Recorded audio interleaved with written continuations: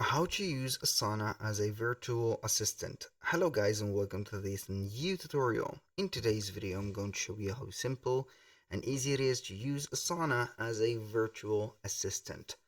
Or a VA. We're going to head over asana.com, sign in for an account, and as you can see we're going to be on the admin dashboard.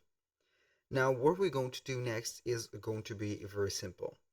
We're going to head over the project as we're going to be on right there.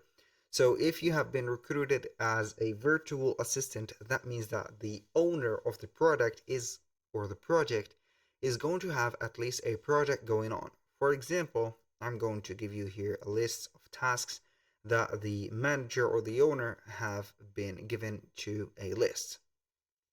And you as a VA, you're going to be following the steps that the specific owner or the owner have put through tasks. What is the work of a virtual assistant?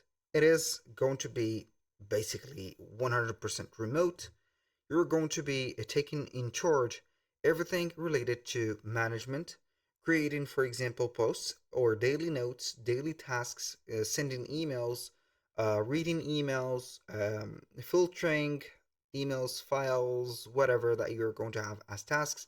This is going to be dependent from an employer to another. Maybe you're going to have a job of a virtual assistant on social media. That means that you're going to create posts. For example, you're going to head over here. I can go ahead and add, for example, a project here, or let's say that we're going to be an owner. So we're going to head over here, productivity, for example, meeting.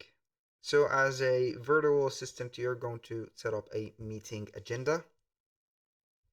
So you're going to create this. This is one of the examples or the fields that the virtual assistant is going to work with.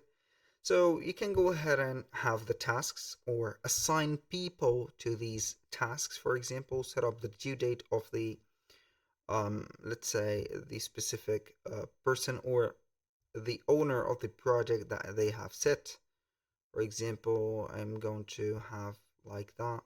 Set up the priority, and also for you, maybe you're going to be a person that will join this project and seeing these tasks, you're going to be seeing your assignee name right there and also the tasks that are specific for you. If you have completed these tasks, you're going to mark them as completed.